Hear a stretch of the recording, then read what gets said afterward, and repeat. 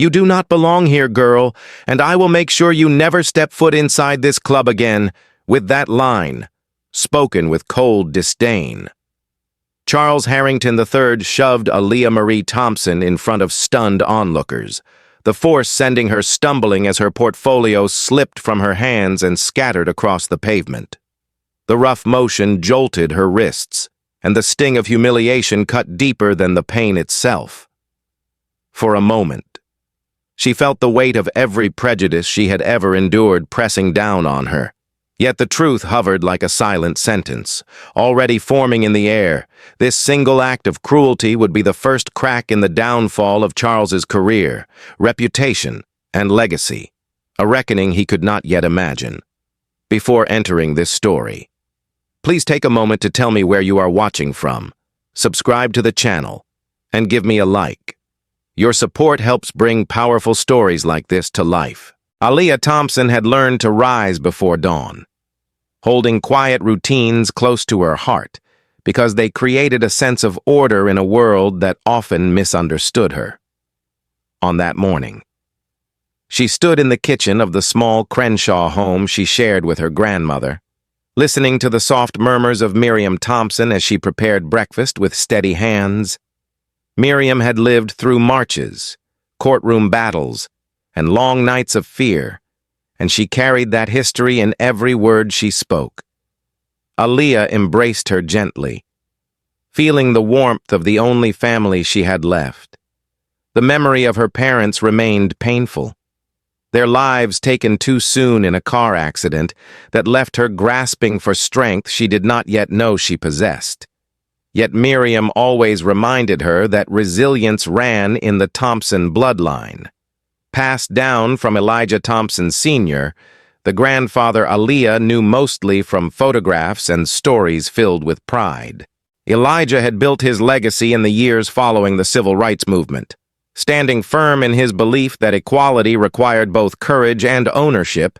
He co-founded Evergreen Country Club in the Hollywood Hills as a statement to a world that often tried to shut people like him out. He claimed 40% of the ownership shares, not for prestige, but to secure a space where success could flourish without boundaries. The club became a symbol of what could be achieved when vision outweighed fear. When Elijah passed, and then Aaliyah's parents shortly thereafter, Miriam made a decision rooted in protection. She wanted the world to see Aaliyah for her character, not her inheritance.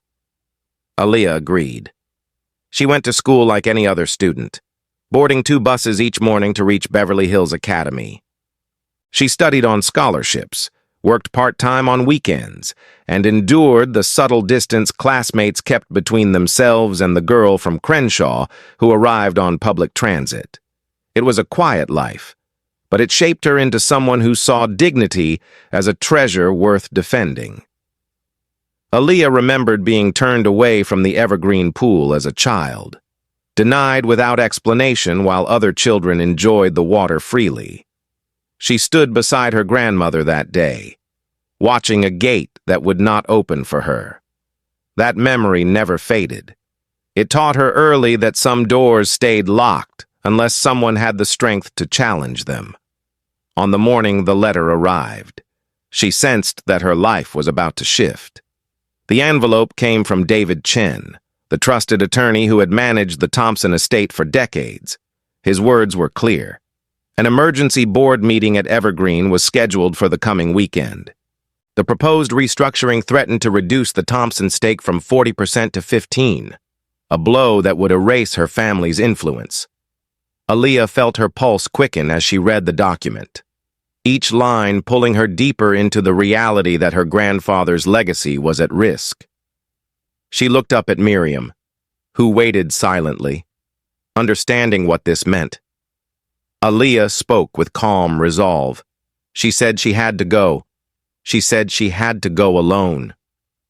Miriam studied her face for a long moment, seeing the same fire she had once seen in Elijah, and nodded with solemn pride throughout the week. Aaliyah prepared. She reviewed old documents, traced her family line through certificates and corporate papers, and read her grandfather's letters with renewed purpose. She met with her best friend, Lina Ramirez, a young Latina woman who had taken a part-time job at Evergreen. Lina carried worry in her voice as she warned Aaliyah about Charles Harrington's intentions. She had overheard conversations, read confidential emails, and discovered that Charles planned to quietly sell a portion of the club to foreign investors, a decision threatened by the Thompson shares he could not control. Lina slipped her a small USB drive containing messages and files she had retrieved by accident. Those messages revealed not only Charles's strategy, but also his knowledge that the Thompson heir existed, contradicting the lie he would later tell back at home. Aaliyah practiced her remarks in front of the mirror. She wore simple clothing, choosing them intentionally so the world would see her exactly as she lived. She gathered her documents into a weathered leather portfolio that once belonged to her father. She knew walking into Evergreen alone would take more courage than anything she had ever done. But she felt her grandfather's spirit close, reminding her that the fight for dignity was worth every step. On the night before the meeting, David Chen called to offer his support. He wanted to send a legal team. He wanted to stand beside her. He wanted to shield her from whatever resistance awaited. But Aaliyah said no. She wanted to walk into the club as herself. Without any emblem of wealth or authority, she would not hide behind lawyers or titles. She wanted them to see her and her truth. At sunrise on Saturday, she boarded the bus toward the Hollywood Hills. She sat quietly, holding the portfolio on her lap, aware that every breath pulled her closer to a place that had once rejected her. She stepped off 3 blocks from the club, feeling the familiar tightening in her chest. She reminded herself why she was doing this. Not for money, not for prestige, for dignity, for legacy, for the promise she silently made to her grandfather each time she passed his framed portrait on the living room wall. And with that purpose steadying her, she walked toward the gates that would soon reveal both the best and the worst in the people waiting behind them. Aaliyah spent the days leading up to the meeting in quiet determination, holding each hour with a sense of purpose as she prepared for the moment when she would stand before the people who had once dismissed her without hesitation. She understood that courage did not arrive in a single burst, but grew slowly through choices made in truth. And she clung to that understanding as she organized her documents, reviewed every detail of her family's legacy, and reminded herself why she had chosen to confront the board alone. On Tuesday morning, she met with her closest friend, Lina Ramirez, at their usual coffee shop, a small place where they often shared worries and whispered dreams. Lina arrived with urgency in her steps, her eyes reflecting genuine fear for what might unfold. She told Aaliyah that Charles Harrington had been under mounting financial pressure from a string of failed real estate ventures, and that he had become increasingly reckless in his attempts to conceal his losses. His plan, Lina explained, was to sell a large section of the Evergreen property to foreign investors and use the influx of cash to cover his debts. The Thompson family's 40% stake was the only barrier preventing him from moving forward. Lina leaned closer and revealed something even more troubling. She had seen internal emails confirming that Charles knew the Thompson heir was alive and that he intended to ignore that truth. As she spoke, Lina slipped a small USB drive across the table, her hands trembling slightly. She explained that she had copied the files by accident during a routine task, and once she read them, she knew she could not stay silent. Aaliyah felt a swell of gratitude and fear. She understood that Lina had risked her job to protect the truth. She promised her friend she would safeguard the evidence and use it only when necessary.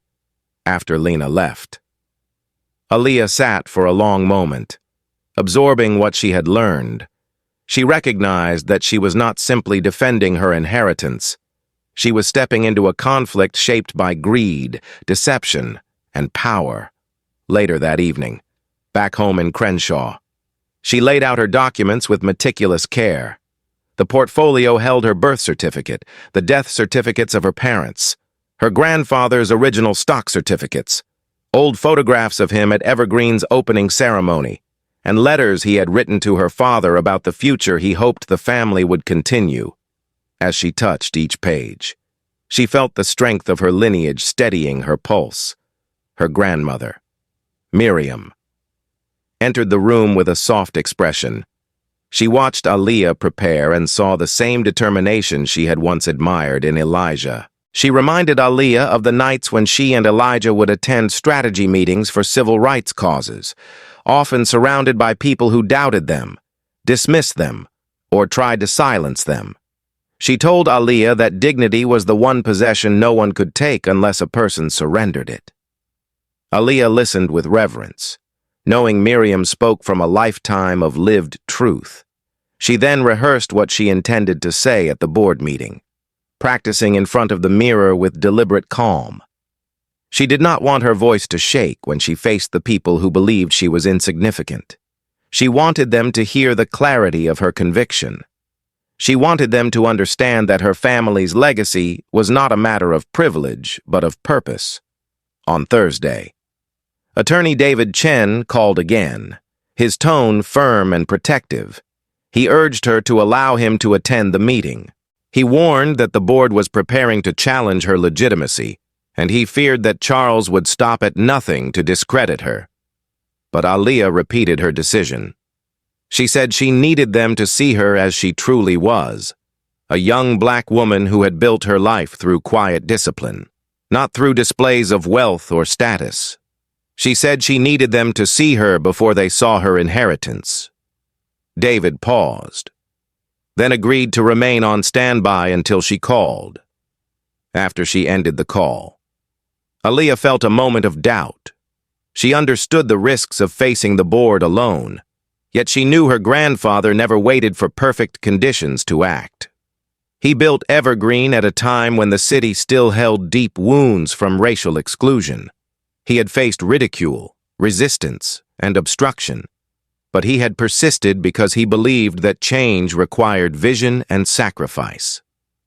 On Saturday morning, the day of the board meeting, Aaliyah dressed deliberately. She chose a plain white blouse, pressed neatly the night before, and dark jeans that carried no hint of extravagance. She tied her hair back and looked at her reflection, seeing both the girl she had been and the woman she was becoming. She picked up the leather portfolio that once belonged to her father, feeling the texture of its worn edges, and held it close. Miriam stood by the doorway, offering a final reminder that she was walking in the steps of her ancestors. She said that courage was not the absence of fear, but the resolve to act despite it. Aaliyah embraced her grandmother with heartfelt gratitude, knowing that every moment of her strength had been shaped by the guidance of this woman. As she stepped outside, she felt the morning air settle around her like a quiet witness. She walked to the bus stop with steady footsteps, holding the portfolio tightly. She knew the journey from Crenshaw to the Hollywood Hills carried both literal and symbolic meaning. As the bus approached, she felt her heartbeat rise, not in panic, but in anticipation of the moment she would face people who believed she had no place among them. She boarded the bus, found a seat near the window, and watched familiar streets drift by. Each block reminded her of the life she had lived without the world knowing her lineage. She had grown through humility, not luxury. She had learned that character mattered more than wealth. As the bus turned toward the hills, the scenery shifted, but her purpose remained firm. She held her grandfather's legacy in her hands and her grandmother's wisdom in her heart. She stepped off the bus 3 blocks from Evergreen, standing alone on a quiet street. She inhaled slowly, remembering her childhood memories of being turned away from the club. She looked toward the entrance she once feared, and realized she would no longer approach it as a child seeking acceptance. She approached it now as an heir defending her truth. with a final breath. She walked forward, prepared to face whatever awaited her behind those gates. Evergreen Country Club rose ahead of her with an air of superiority, its tall white entrance columns standing like silent judges as Aaliyah approached with the portfolio held firmly against her chest, ready to speak her truth despite the uncertainty pressing against her ribs. She paused at the gates long enough to steady her breath before stepping forward toward the security stand, where Marcus Hayes, the black security guard whose posture revealed both professionalism and quiet caution, looked up from his clipboard as she announced her name with calm clarity, stating that she was there to represent the Thompson family for the scheduled board meeting. Marcus hesitated, surprise flickering across his face as he prepared to respond before he could speak. Laughter echoed from behind him. Charles Harrington III, clad in an expensive golf shirt and polished shoes, walked toward them with 3 board members trailing behind him. The moment his eyes landed on Aaliyah, his expression hardened, the easy smile vanishing as if it had never belonged to him at all. He stepped closer, studying her with cold inspection, and asked her to repeat her name. When she did, he scoffed loudly and spoke in a tone crafted to humiliate. He accused her of lying and declared that the Thompson lineage had died out years ago, without waiting for her response. He reached forward, ripped the portfolio from her hands, and opened it in front of an audience that began to grow as curious members drifted toward the commotion. He flipped through her documents with swift, dismissive movements, mocking each page as if it were a child's forgery. He raised his voice with practiced arrogance, insisting the papers were fake and likely printed at a public library. Laughter rose behind him, sharp and unkind. Aaliyah stood still, refusing to show the pain tightening her throat. Vanessa Harrington stepped forward with a pointed sneer and remarked that Aaliyah must have believed the board would fall for any story told with enough confidence. The comments struck like blows, each one delivered with the certainty of people convinced of their own power. Someone in the crowd shouted for security to escort her away. Another demanded the police be called. Phones were raised. Cameras recorded every word. Marcus shifted uneasily, sensing the escalating cruelty, and suggested that the documents could be verified. Charles turned toward him with a glare that froze him in place. He warned Marcus that questioning his authority could cost him his job. Aaliyah lifted her chin and reclaimed her voice. She stated plainly that she was Elijah Thompson Sr.'s granddaughter and that the documents Charles mocked carried legal authenticity. She asked him to contact attorney David Chen to confirm her identity. Charles laughed with deliberate exaggeration and insisted that her knowledge of the attorney's name proved she was a con artist who had done her research. He stepped closer, violating her space, and nudged her with enough force to send her stumbling backward, a motion that drew gasps from several members. He suggested she leave before she embarrassed herself further. Aaliyah felt the sting of humiliation, but she refused to step away. She repeated her claim with steady resolve, though her hands trembled slightly at her sides. Charles dismissed her with a wave and ordered security to remove her, when Marcus hesitated again, caught between his conscience and the consequences he feared. Charles made a swift call to the police. Officers Ramirez and Brooks arrived shortly afterward, moving with the authority of men who expected obedience. Charles spoke first, claiming Aaliyah was trespassing and attempting to defraud the board. The officers accepted his version without hesitation. They asked no questions. They did not examine the documents that lay scattered on the pavement. They approached her with rigid expressions and ordered her to turn around. Aaliyah tried to explain, but Officer Brooks grabbed her arm while Officer Ramirez pulled her wrists behind her back. The metallic click of the handcuffs settled around her like a cold sentence. She felt the sting on her skin and the deeper wound of being treated as if she were invisible, as if her truth carried no weight. The crowd watched in silence, except for a few who whispered that she should have known better. Cameras continued recording.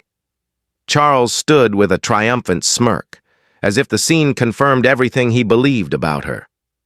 As they led her toward the patrol car, Marcus took a small step forward, his face conflicted. He whispered that he was sorry, the words nearly lost in the noise around them. Aaliyah nodded once, her composure unbroken.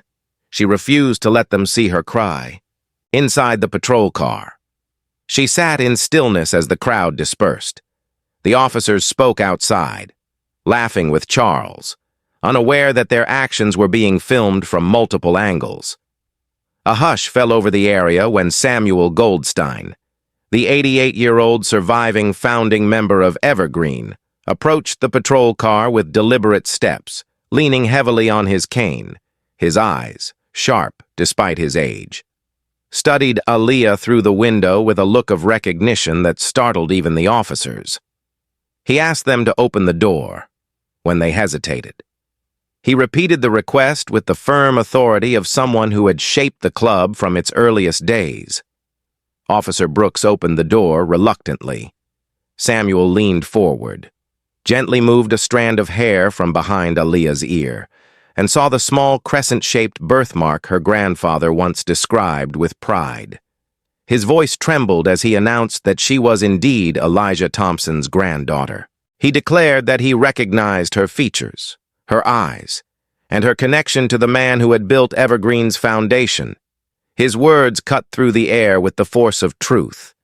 At that same moment, Lena, still inside the club, sent David Chen an urgent message containing the incriminating audio file of Charles, admitting he intended to make Aaliyah disappear before the meeting. Within minutes, David arrived with legal associates, stepping out of his vehicle with unmistakable authority. He demanded the handcuffs be removed immediately. The officers hesitated until Samuel repeated his command. When the cuffs came off, Charles's confidence finally cracked. His face paled as Aaliyah stepped out of the patrol car with dignity intact. David presented documentation verifying her identity, and the weight of the truth settled heavily over the crowd. Charles stammered, trying to explain that he did not know who she was, but the words dissolved under the reality of the evidence. His downfall had begun, and the gate that once rejected Aaliyah now opened at her command.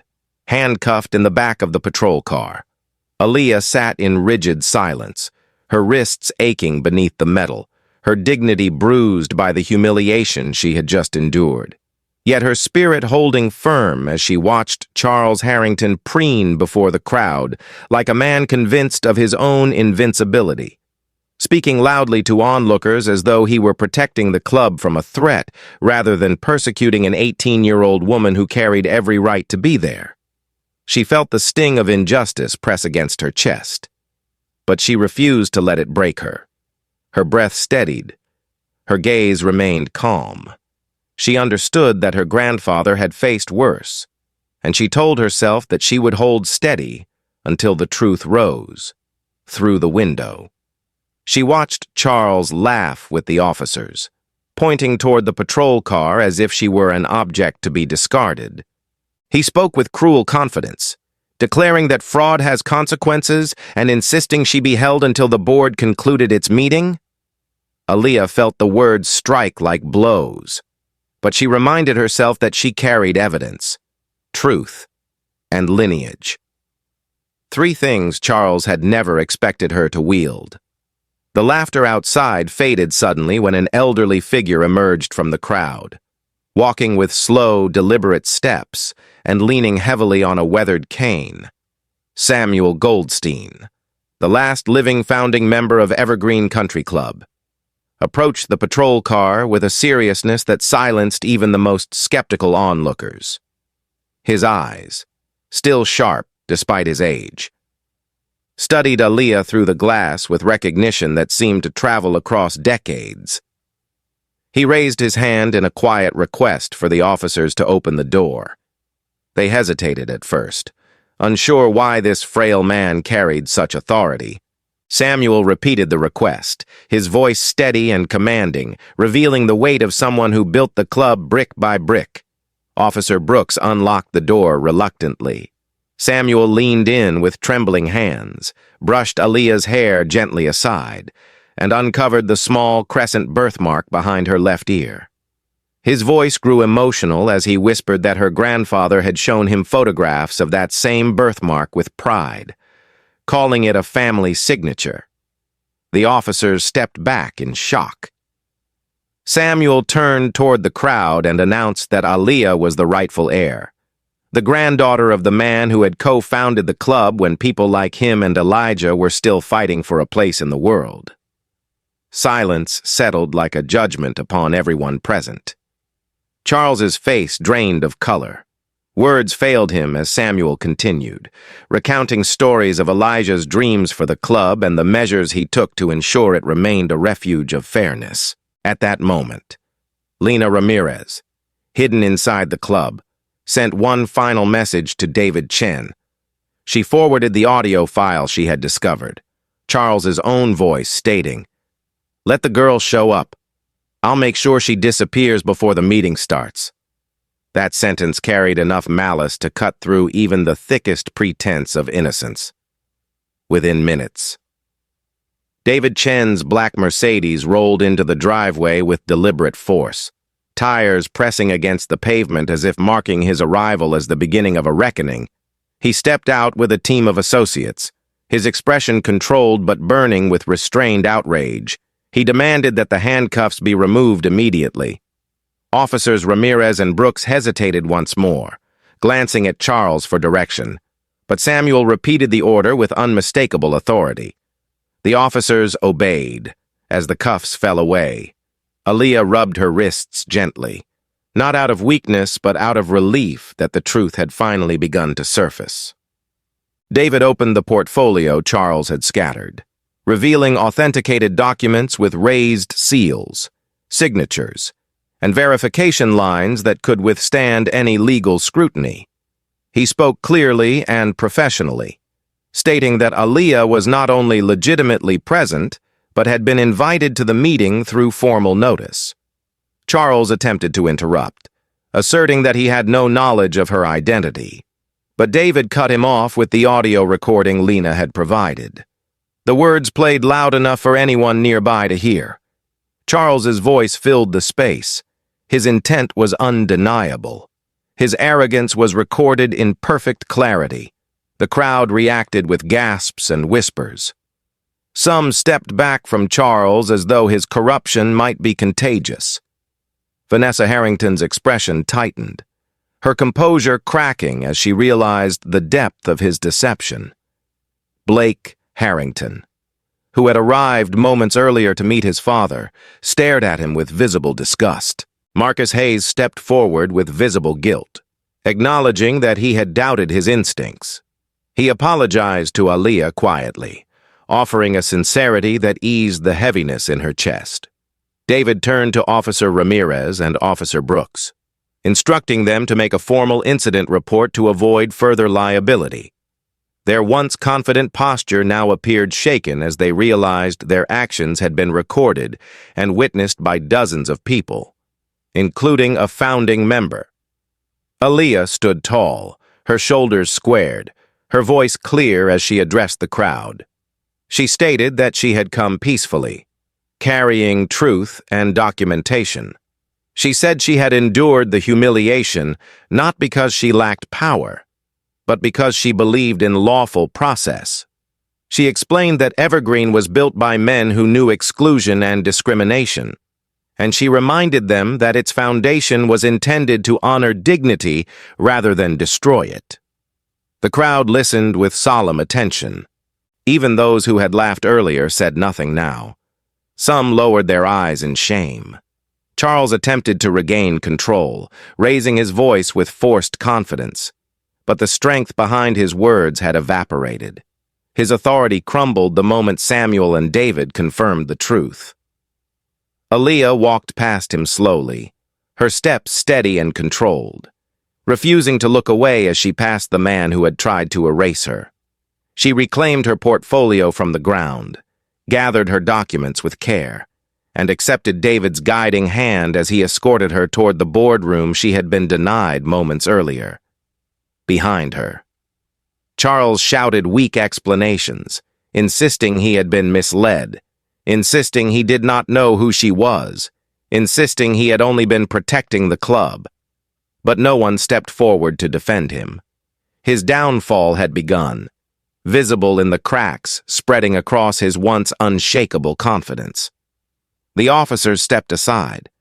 The board members whispered among themselves. The cameras kept recording. With each step, Aaliyah took toward the meeting room. She felt a shift inside her, a turning point she had waited her entire life to reach.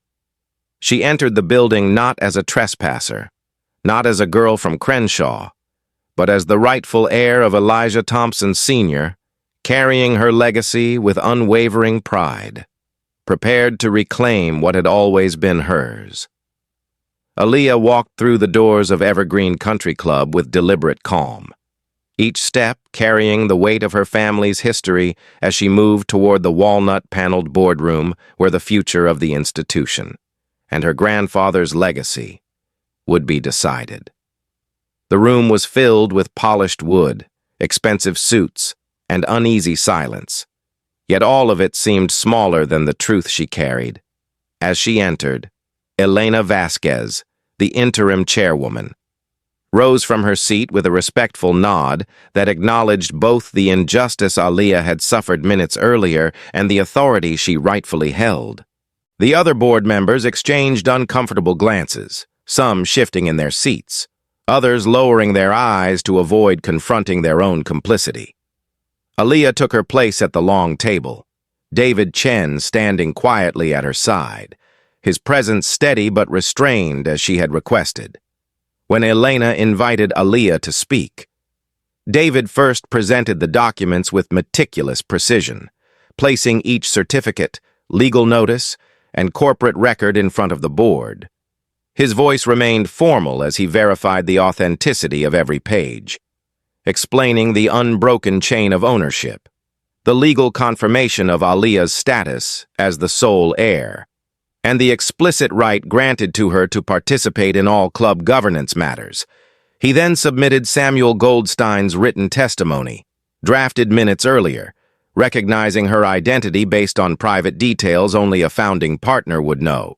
The tension in the room rose steadily as David connected the final piece of evidence, a time-stamped email from Charles Harrington addressed to his financial partner, outlining a strategy to suppress the Thompson shares, delay public acknowledgement of the heir, and restructure the board's voting power to push through land sales without legal challenge. Before the board could respond, David pressed a button on his tablet, and the audio file Lena had provided filled the room with chilling clarity. Charles's voice echoed off the polished walls, stating, "Let the girl show up. I'll make sure she disappears before the meeting starts." The board members stiffened. Several members turned away from Charles, who sat near the edge of the table with his hands clenched so tightly his knuckles whitened. Elena paused the recording and leaned back slowly, her expression darkening as she looked directly at him. Her voice, calm yet firm, asked if he wished to explain. Charles attempted to speak, but his voice cracked beneath the weight of the evidence.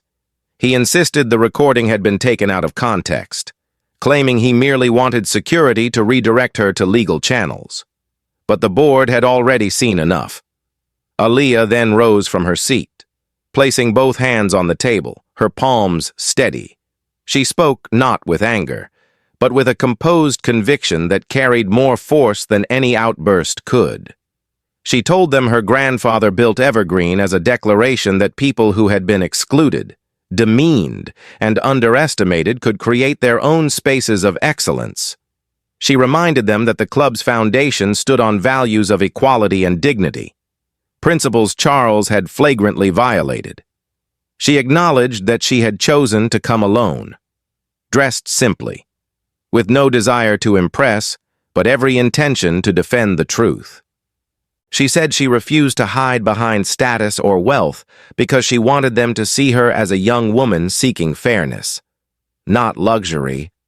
Her words carried through the room with measured precision, striking at the conscience of each board member.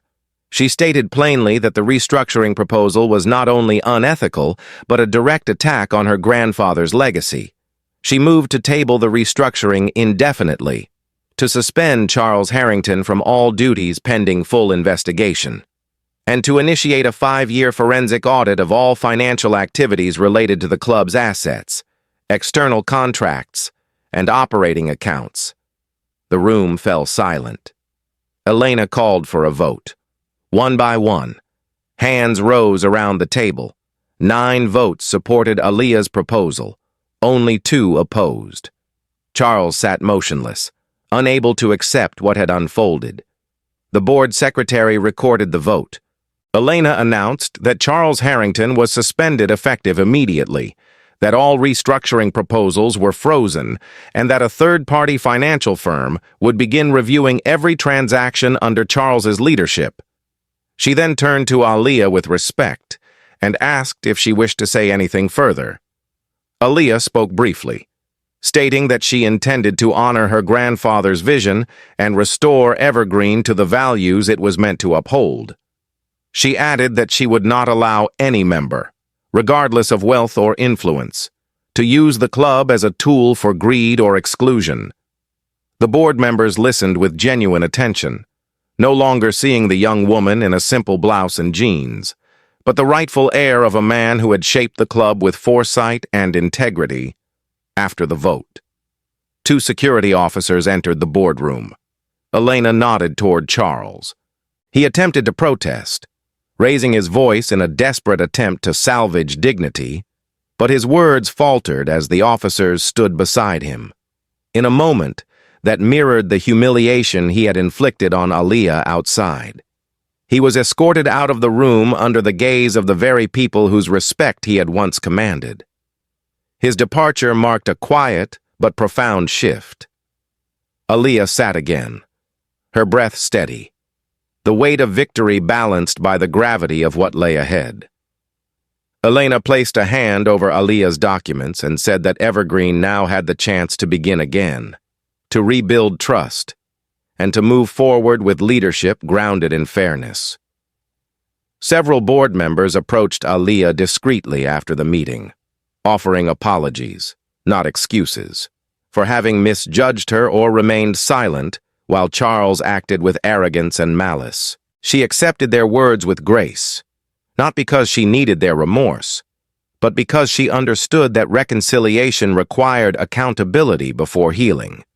When she finally stepped out of the boardroom, a few members of the staff who had witnessed the earlier incident stood quietly waiting. Their faces held admiration and relief.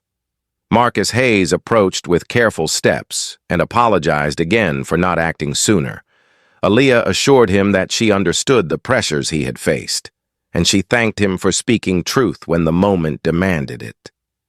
She stood taller than she ever had, not because of wealth, not because of inheritance, but because she had reclaimed the dignity that had been denied her.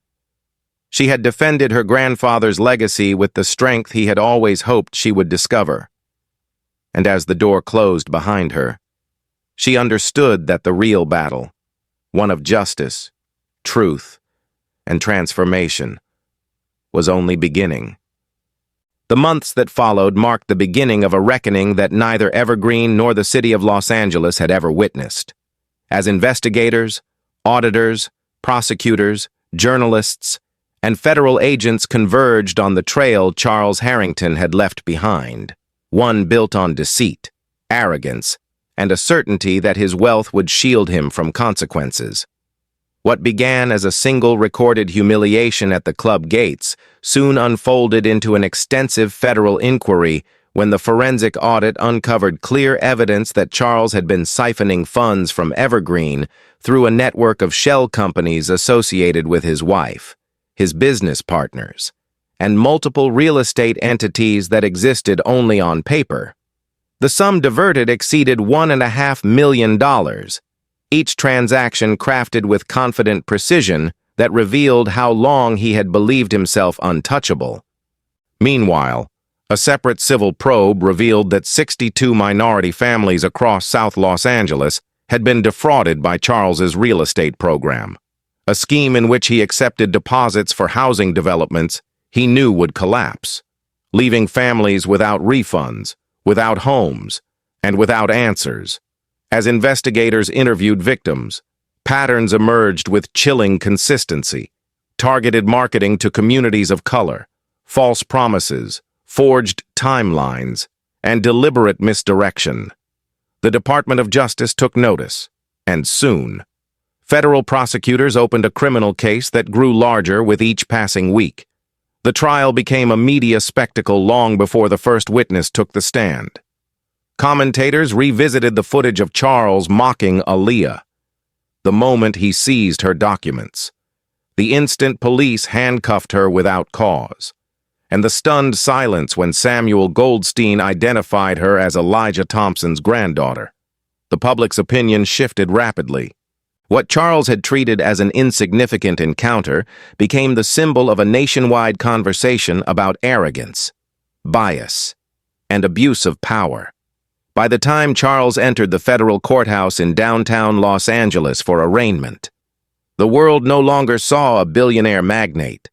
They saw a man whose downfall had begun with the humiliation of an 18-year-old girl who simply wanted to defend her legacy.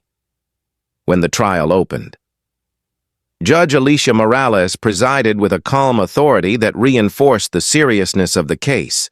She maintained order with firm impartiality, refusing to allow theatrics from either party. The prosecution began by calling victims from the failed real estate ventures, families who had trusted Charles, only to lose savings they had spent years building. Their testimonies, delivered with quiet pain, revealed a pattern of manipulation so clear that even the defense struggled to challenge them. Financial experts followed, detailing how the shell companies operated, how funds were redirected, and how signatures traced to Charles himself demonstrated intent to defraud. The audit from Evergreen was presented with charts and timelines that erased any possibility of misunderstanding. Each inconsistency led back to Charles. Each misappropriated dollar reflected his misuse of the position he once wielded so proudly. Aaliyah was called to testify near the midpoint of the trial. She walked into the courtroom with controlled composure, her presence commanding attention. When she took her oath and sat before the court, she recounted the events at the club gates with clarity, restraint, and dignity. She explained how Charles dismissed her identity, mocked her lineage, and weaponized authority to humiliate her. She described the fear she felt as the officers placed her in handcuffs, the shame that struck her when laughter rose from the crowd, and the strength she summoned to remain calm. The judge listened attentively. The jurors watched with visible empathy. Aaliyah did not exaggerate, did not raise her voice, and did not seek pity. She simply told the truth. And in doing so, she revealed how easily power could be abused when wielded without accountability. When the prosecution played the recording of Charles saying he would make sure she disappears, the courtroom fell into stunned silence. The defense attempted to argue that the line had been taken out of context, but the weight of the evidence crushed the attempt before it could gain ground. The defense then shifted strategies, portraying Charles as a man overwhelmed by financial pressure rather than malicious intent. But emails revealed racist remarks he had exchanged with associates. They revealed his resentment toward minority members at the club. They revealed his belief that Evergreen was never meant to be run by people who did not understand its culture. Each message was another stone sinking his defense. The trial lasted 4 weeks. When closing arguments concluded, the jury deliberated for only 6 hours. They returned with a unanimous verdict on all counts: fraud, embezzlement, conspiracy, obstruction, and discriminatory misconduct. Judge Morales addressed Charles directly during sentencing.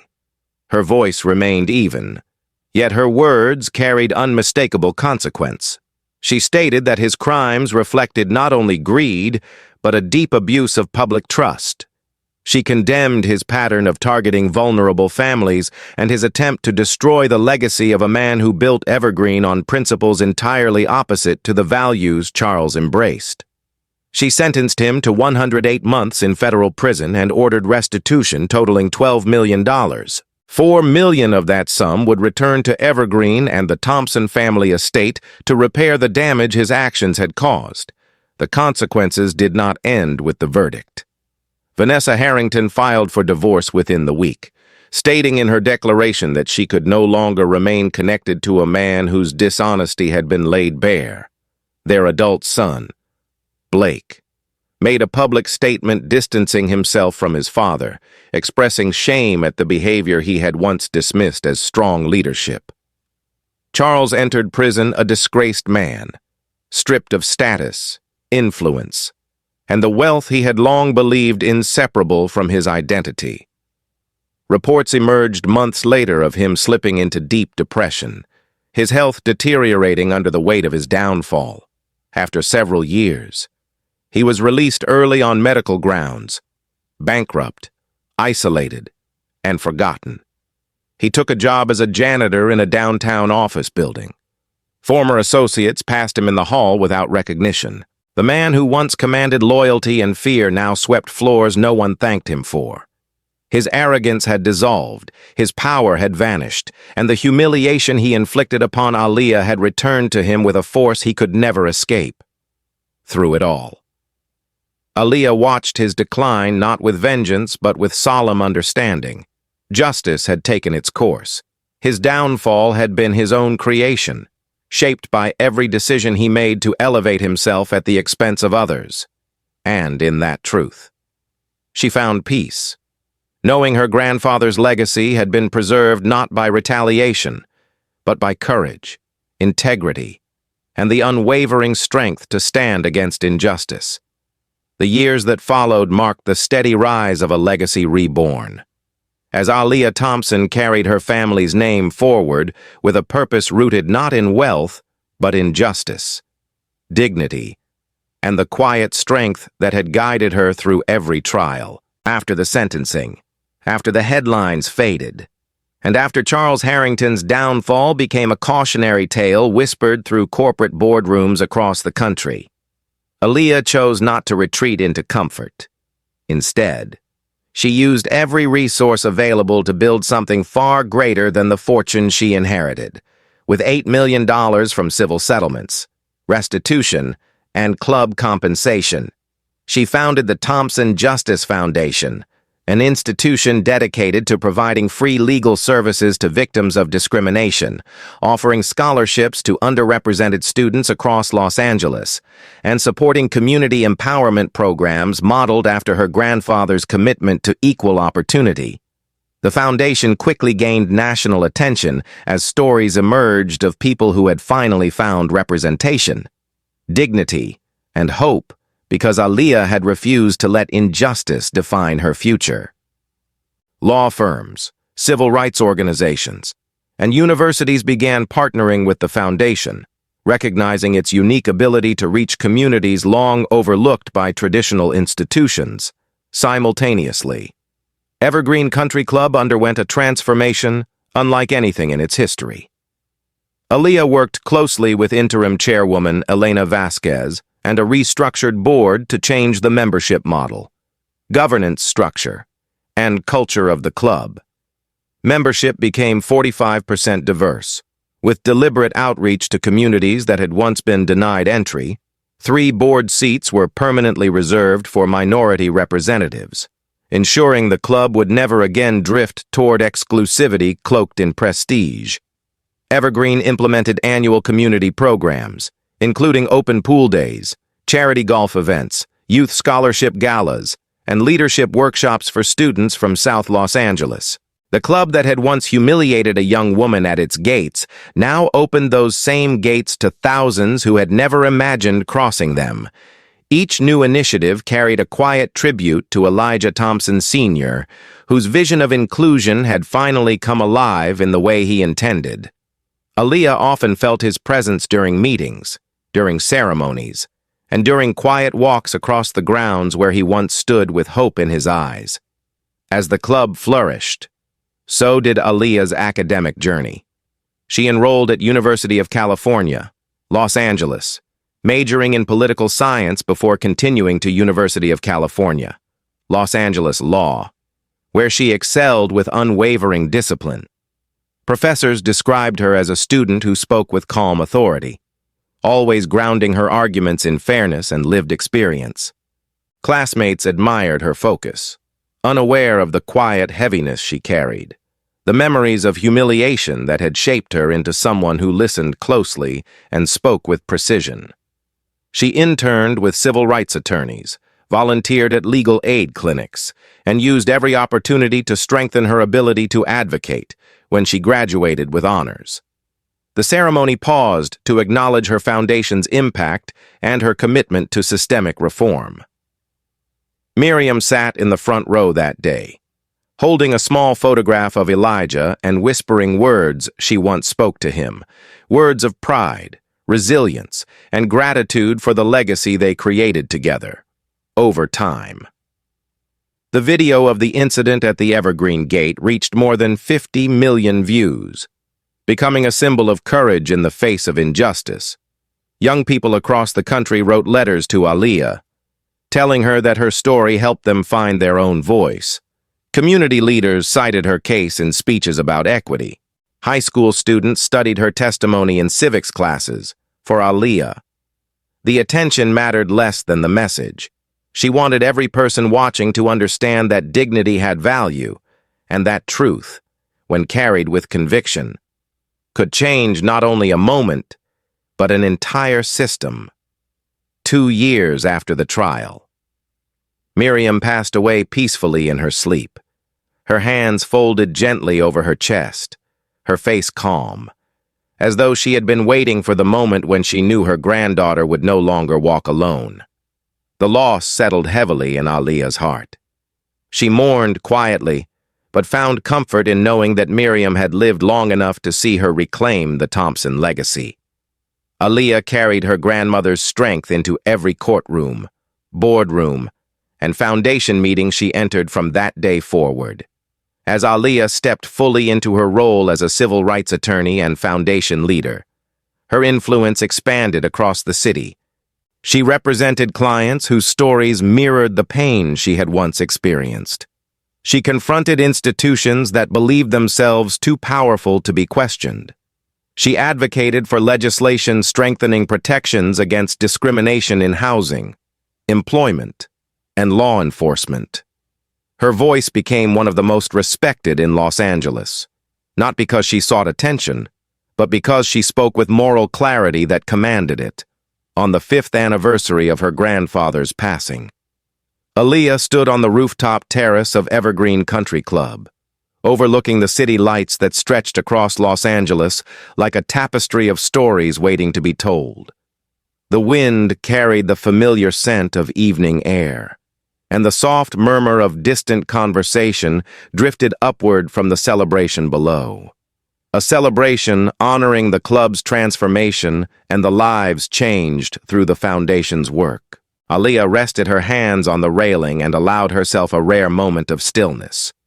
She thought of the girl she once was, standing nervously outside these gates, unsure of her place in a world that judged her before it knew her. She thought of the humiliation she endured, the anger she carried, and the courage she discovered the moment she refused to remain silent. She thought of Miriam's wisdom, Lena's bravery, David's unshakable loyalty, and Samuel's kindness, the people who stepped forward when the truth demanded witnesses. She closed her eyes and whispered a promise into the evening air, a promise carried from her heart to the memory of the man whose vision had shaped everything she had become. She whispered that she had protected his legacy. She whispered that she had defended the truth. And she whispered that no matter how high she rose or how far her work reached, she would never forget the foundation he built, the foundation grounded in dignity, justice, and an unbreakable belief in equality. As the sun dipped below the horizon and the city lights glimmered like 1,000 stories unfolding at once, Aaliyah felt a quiet certainty settle within her. She had honored the legacy. She had reclaimed the truth. And she had become the voice her grandfather believed she would one day find. Thank you for spending your time with this story. If it moved you, please subscribe to the channel, give the video a like, and share your thoughts in the comments. Your support helps these stories reach more people.